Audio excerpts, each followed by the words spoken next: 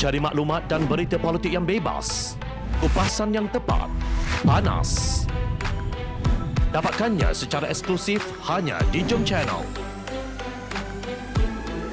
Komitmen kami, pentasan berita Isnin hingga Jumaat.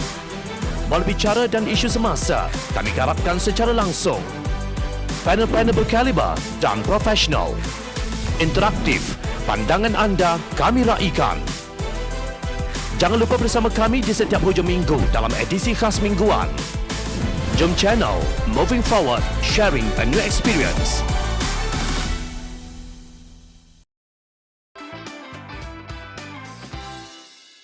Harga sayuran naik 200%, Menteri kata normal. Kenaikan harga pelbagai jenis sayur-sayuran sehingga 50% di negeri Terengganu dikatakan berlaku di peringkat pemborong, diikuti oleh peruncit sehingga memberi kesan buruk kepada pengguna. Akhbar Harian Metro melaporkan bahawa peningkatan mendadak harga sayuran berlaku sejak awal bulan ini terutama bagi kubis bunga dan brokoli. Harga di pasar cabang 3 dan beberapa pasar utama mendapati kebanyakannya meningkat. Antaranya sawi manis RM10, kubis bunga RM15, brokoli RM17, sawi panjang kampung RM6, kacang buncis RM16, cili besar pula yang berwarna merah RM16, cili besar yang berwarna hijau RM16 dan salad RM20. Menurut laporan, mengulas mengenai fenomena yang semakin menyukarkan kehidupan ini, Ketua Pemuda Amanah Nasional Hasbi Muda berkata tindakan proaktif perlu dilaksanakan segera dan kerajaan tidak seharusnya terus memberi alasan tentang perubahan iklim yang tidak menentu. Sudah jatuh ditimpa tangga, dipatuk angsa. Begitulah ibaratnya rakyat kita sekarang. Sudahlah harga barang keperluan utama naik, harga ikan melambung tinggi. Menurut laporan akhbar hari ini, harga sayur pula yang tidak terkawal. Katanya, dalam satu kenyataan di Facebook, bila merujuk kepada laporan Persatuan Pengguna Pulau Pinang CAP bahawa bekalan sayur-sayuran di pasaran berkurangan sehingga harganya meningkat 200% sejak 2 minggu lalu. Hakikatnya perubahan iklim bukanlah isu baru, sebaliknya sudah menjadi perhatian di peringkat global sejak hampir 3 dekad lalu. Persoalan besarnya ialah sampai bila kerajaan mahu memberi alasan cuaca dan hujan yang tidak menentu seperti ini. Tindakan proaktif perlu dilakukan segera, tegas Hasbi. Pemuda Amanah Nasional mencadangkan kepada pihak kerajaan supaya bertindak secara proaktif demi kebaikan rakyat dan juga negara. Antaranya ialah cadangan jangka pendek, iaitu pertama, sistem pemantauan yang lebih berkesan perlu dilakukan segera supaya tindakan segera dapat dilaksanakan. Kedua, penyediaan subsidi barangan asas dan sayur-sayuran dipersediakan apabila tiba musim-musim yang luar jangka seperti hari ini.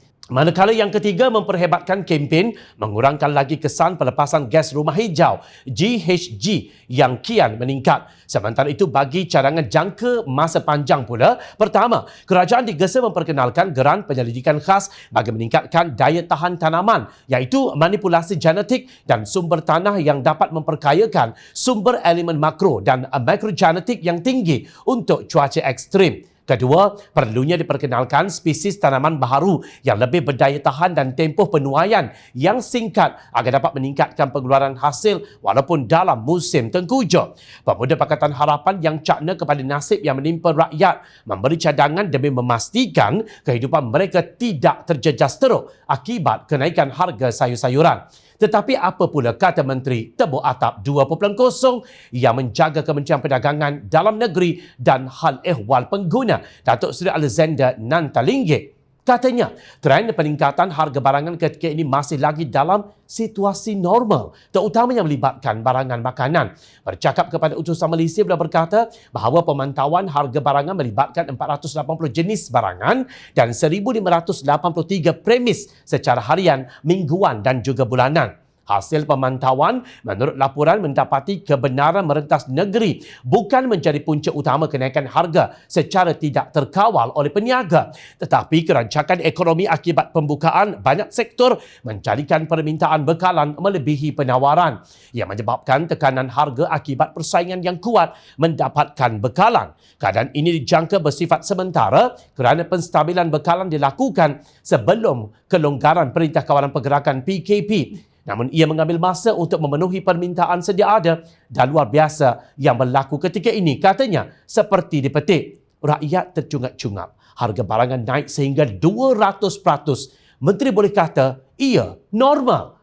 Agaknya beliau tinggal di planet mana? Untuk maklumat menteri, kenaikan harga sayur-sayuran akan memberi kesan bukan hanya kepada pengguna biasa, tetapi akan memberi kesan langsung kepada peniaga makanan. Sedang ramai di antara mereka baru kembali beroperasi selepas Perintah Kawalan Pergerakan PKP dilonggarkan. Oleh kerana musim tengkujuh berulang setiap tahun, sewajarnya kementerian berkenaan sudah membuat persediaan awal untuk berhadapan dengannya. Tetapi apa nak buat apabila kerajaan hanya dipenuhi oleh golongan ahli politik kakistokrasi yang berada di kementerian sekadar untuk memenuhi kota daripada partinya?